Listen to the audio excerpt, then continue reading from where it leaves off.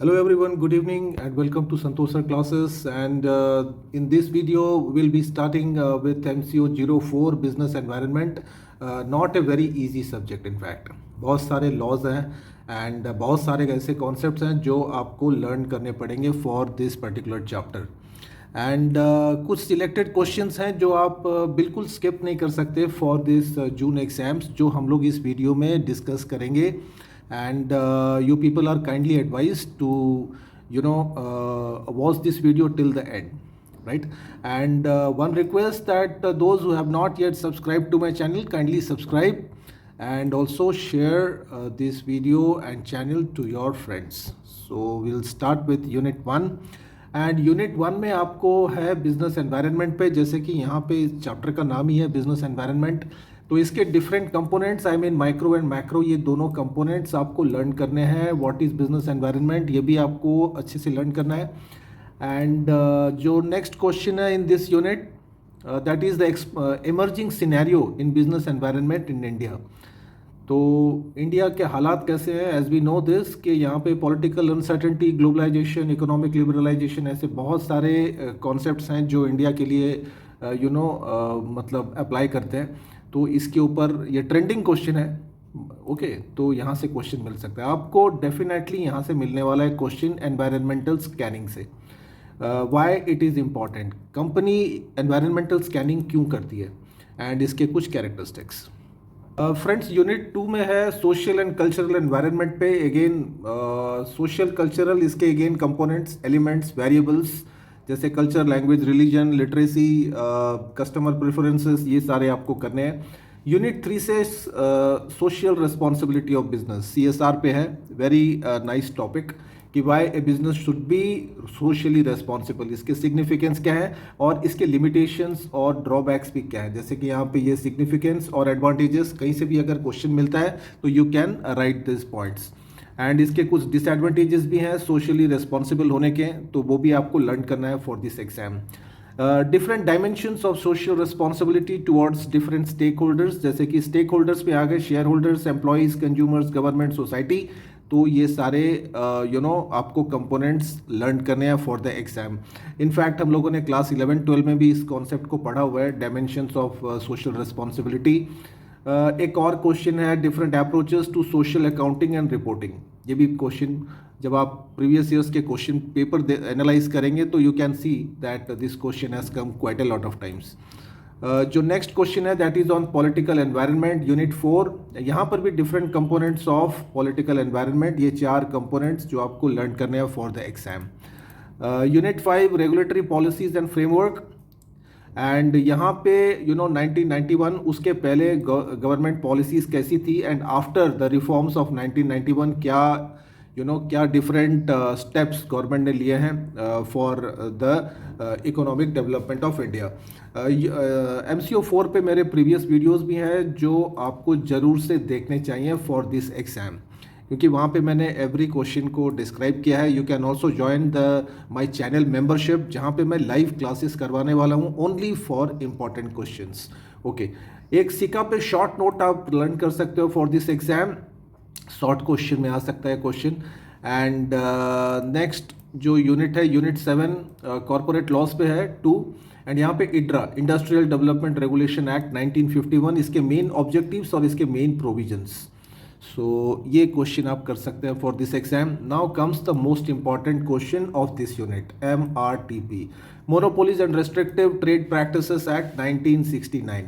और इसके ये 4 मेन ऑब्जेक्टिव्स, पिलर्स, जो इस यूनिट का सबसे इम्पॉर्टेंट क्वेश्चन है, जो आपको शॉर्ट नोट्स, लॉन्ग क्वेश्चंस कहीं से भी आपको मिल सकता है. तो इसके मेन जो पॉइंट्स हैं वो आपको ध्यान रखने हैं, लर्न करने पड़ेंगे. यहाँ पे बहुत सारी चीज़ें हैं लर्न करने के लिए. देन एक डिफरेंस कर सकते हैं MTP और RTP पे. Then we have the, you can get a short note, even long question में भी आ सकता है ये, provisions of the competition act 2002. इसके मेन प्रोविजंस, जैसे कि यहाँ पे ये 3 मेन ऑब्जेक्टिव्स हैं और प्रोविजंस, जो भी कुछ भी बोल लीजिए, एग्जाम्स में अगर आता है तो you have to write. MCOM का मेन मंत्र है writing skill. And describe the important functions of competition commission of India, CCI, इसकी ड्यूटीज, रिस्पॉन्सिबिलिटीज एंड इसके पावर्स एंड फंक्शंस. ये क्वेश्चन भी बहुत बार एग्जाम्स में स्ट्राइक करता है।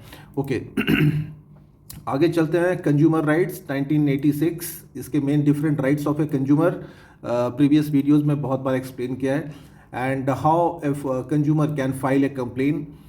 देन एक शॉर्ट नोट के लिए यहाँ से एसेंशियल कमोडिटीज़ एक्ट 1955, काफ़ी पुरानी एक्ट है, इसके ऊपर आपको क्वेश्चंस शॉर्ट नोट्स जनरली इसमें आ सकते हैं एग्जाम्स में। एंड नेक्स्ट यूनिट है यूनिट 8 लेबर लेजिस्लेशन, एंड यहाँ पे different provisions regarding health, safety and welfare of the employees under Factory Act 1948. Factory Act 1948 ये शॉर्ट नोट्स में भी आपको क्वेश्चन मिलता है।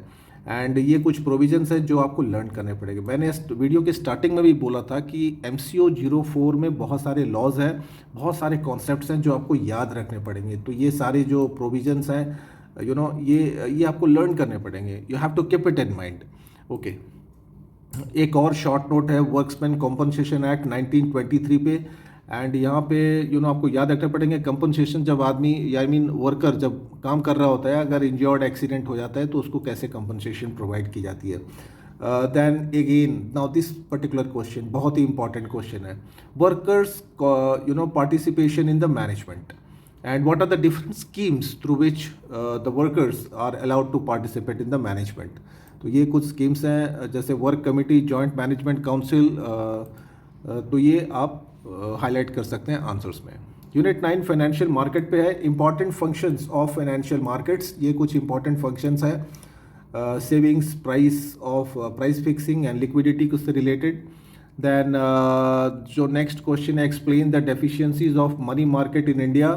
वीकनेसेस क्या है, ड्रॉबैक्स क्या है, लूप होल्स क्या है मनी मार्केट इंडिया की। And what measures are taken by the government to promote money market in India. ये क्वेश्चन भी आप कर सकते हैं फॉर द एग्जाम, बहुत बार एग्जाम्स में आया हुआ है ये क्वेश्चन। नेक्स्ट यूनिट 10 में चलते हैं, कैपिटल मार्केट है। एंड कैपिटल मार्केट से primary market and secondary market, इसका डिफरेंस आपको लर्न करना चाहिए एग्जाम्स के लिए। And what are the different methods of issuing fresh issue securities, IPO। तो IPO कैसे इशू कर सकती है company, what are the different methods available for it, तो ये आपको करना चाहिए for the exam. Then the important functions of stock exchange in India and describe its significance to companies and investors. Now companies और investors दोनों में से कोई एक में आ सकता है या फिर लॉन्ग क्वेश्चन में भी बन सकता है। ओके इम्पॉर्टेंट क्वेश्चन है लेकिन कॉमन है, we know about this. Okay जो नेक्स्ट क्वेश्चन है, describe the various reforms introduced by the government for the promotion and regulation of stock market in India. तो यहाँ पे सबसे पहला नाम आएगा SEBI, stock exchange board of India. And ये किस तरीके से फंक्शन करता है, how it controls and how it promotes stock exchanges in India, तो उसके बारे में हाईलाइट करनी है। यूनिट 11 है रेगुलेशन ऑफ कैपिटल मार्केट, यहाँ पर भी सेबी है, because where is capital market there is SEBI. तो सेबी के इम्पॉर्टेंट फंक्शंस एंड इसका structure and powers of SEBI in relation to stock exchange, तो ये आपको कॉन्सेप्ट करने हैं। Unit 12 investors protection and corporate governance, ये कॉर्पोरेट गवर्नेंस पे हमेशा क्वेश्चन आता है एग्जाम में। इसके मेन ऑब्जेक्टिव्स क्या है and what measures are taken by the organization for a good governance, बहुत ही इंपॉर्टेंट क्वेश्चन है for the exam, do not skip this question at any cost.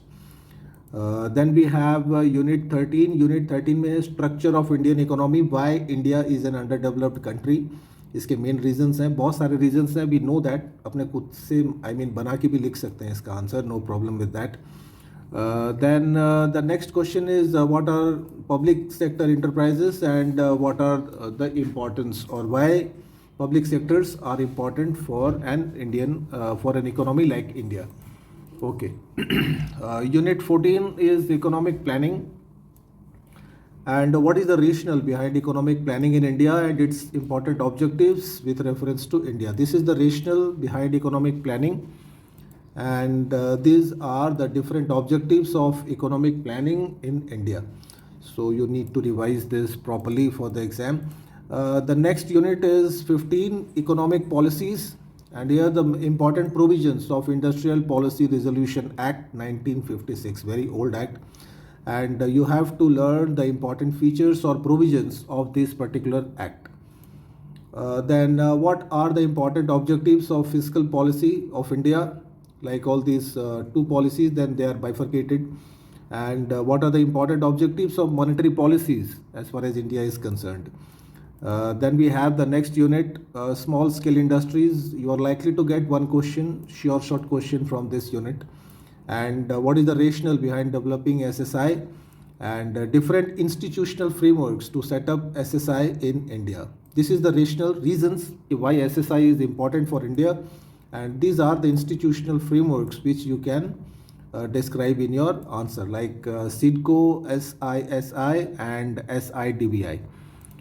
Then we have unit 17, economic reforms. Again, here you should learn this: what is privatization, what are its important objectives, and what are the different ways in which privatization can be done. So this question stand out. Then we have the next question. The important provisions of trade policy reforms introduced by India in 1991. What are its main provisions? Like, devaluation, liberalization, privatization, and globalization. So all these things you need to learn. The next question is unit 18, and that is balance of payment and EXIM policy. EXIM policy stands for export import policy. And from here, what are the different export promotion measures undertaken by the government of India? How it can, what are the different steps that it has taken to promote exports? So you are likely to get this for the long question. And what are the various acts which govern the foreign trade in India? So there are a lot of acts, like among them you can highlight Foreign Trade Development Regulation Act, Custom Act. Then we have Export Quality Control Inspection Act, then Foreign Exchange, FEMA Act, FEMA and FERA, very important one. The next question is what is BOP, balance of payment, and what are the different steps taken to correct the disequilibrium in balance of payment? One of the very common question almost in all the subjects of MCOM. And you can also learn the difference between BOT and BOP, balance of trade and balance of payment. You can get a short note on SEZ, that is Special Economic Zones, and why these are set up, what are its important features, its objectives, and how it promotes exports. Then we have the important functions of Exim Bank of India, why it was set up, its main objectives. So these things you can highlight. This FEMA, you can get a short note on this, must revise for the exam. Then unit 19, globalization and WTO. Here you should learn what is this globalization, what is that concept, and why what is its role in a country like India, or advantages of globalization for India, and what are the important objectives and functions of WTO, its main significance for India, its relation with India, WTO and India. One more question for short note, that is GATT, the General Agreement on Tariffs and Trade. This is also a part of WTO, and its main principles, its objectives. So all these things you can learn. One more for short note, that is TRIMS, trade related investment measures, its important features. And you can also learn TRIPS, trade related intellectual property rights. These two are you are likely to get for short notes. A lot of short notes come here. And again a short note question, Indian Patent Act 1970. So, and again for short note, IPR, intellectual property rights, and the different the different types of intellectual property rights. Then we have unit 20, foreign investment and collaboration. And here you should learn this question, explain the role of FDI in the India's economic development, and why it is important for a country like India. All these are the advantages, significance of FDI in India, and there are few limitations, drawbacks of this FDI, so that also you should learn for the exam. Now here we come at the end of the unit 21, technological environment, and here you should learn what is technology transfer, and what are the different types of technology transfers. And one more part of here, that is the different problems faced by the during the transfer of technology. So these are the different types of transfer of technology that takes place by TNC or MNC, and these are the different problems and prospects of transfer of technology. And Now this is in fact the last question. How does industrial development pose a threat to an economy? This is easy one. I mean, basically it is related with the environmental issues. So these questions you must revise for these exams, and I hope this video is going to help you in the preparation.